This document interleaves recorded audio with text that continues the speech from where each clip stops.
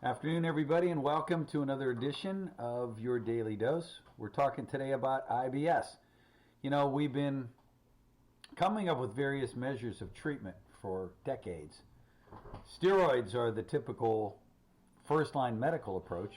You know, treat it with a major steroid and you can calm an irritable bowel, whether it be constipation, diarrhea, or anywhere in between. And then we add in laxatives, and then we add in fiber, and then we add in maybe some heavy-duty biologic.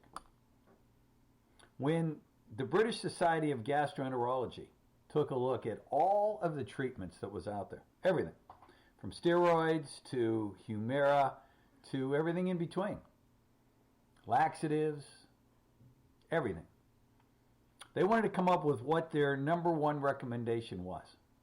What would they recommend most times for treatment of IBS? The British Society of Gastroenterology has published its updated guidelines for the management of irritable bowel syndrome and have selected probiotics as the most effective cure for general symptoms and abdominal pain linked to the condition. Period. Can I stop right now?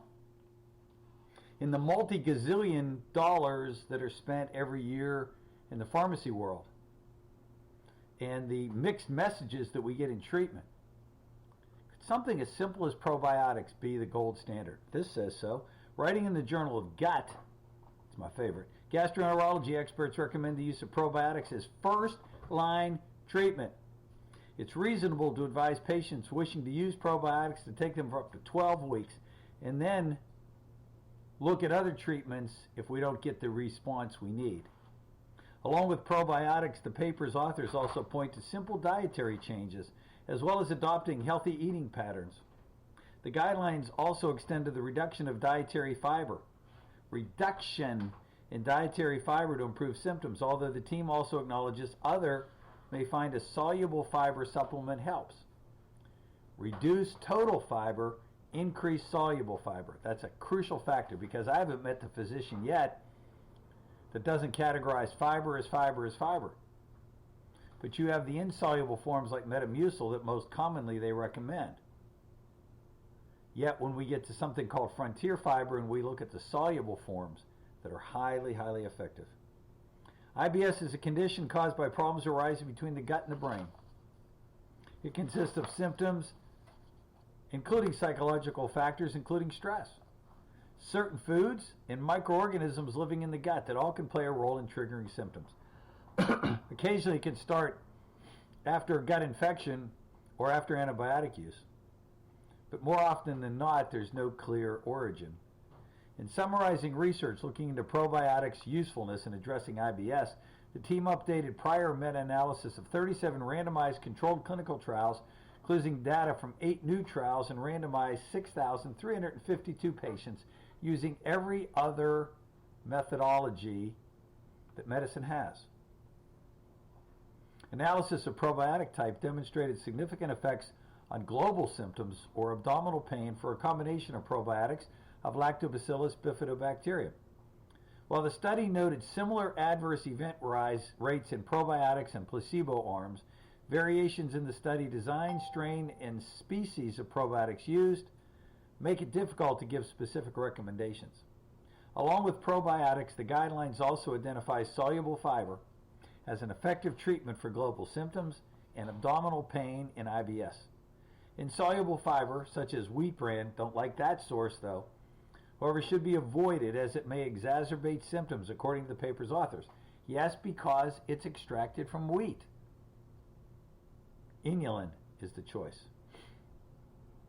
Team also recommends that soluble fiber should be started at a low dose of 3 to 4 grams per day, that's a teaspoon, and built up gradually. Other potential treatments for IBS include a diet low in fermentable oligosaccharides, disaccharides, and monosaccharides. I bet you know the answer to that one. Team acknowledges this approach as an effective treatment for global symptoms and abdominal pain in IBS. But its implementation should be supervised by a trained dietitian.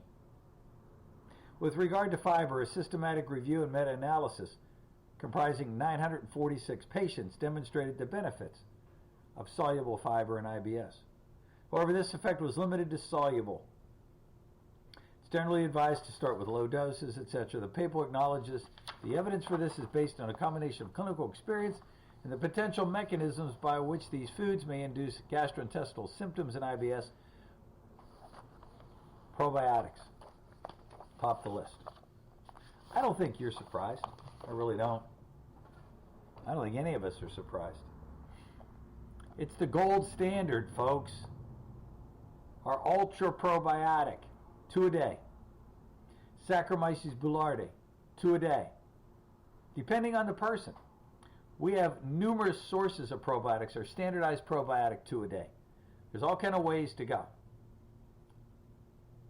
It's hysterical that, we have one of our dogs, our older dog, that likes to lick its paws continually. And I just was watching a video today that says, a new treatment was found for dogs that tend to want to lick their paws. We think it's a nervous condition. This article said could be a lack of good bacteria in the dog's gut. Try probiotics with your dog and watch what happens. So we're going to do that. We're going to do that and see what kind of effect we get. But again, if you know somebody that's suffering from IBS, on either side of the spectrum from diarrhea to constipation, and have not implemented probiotics yet, have them give us a call at 678-228-8900. 678-228-8900. Our website, thenutritionshop, SHOPPE.net. Thenutritionshop.net. God bless you, folks. Have a great, healthy day. And we will see you back here tomorrow. Take care.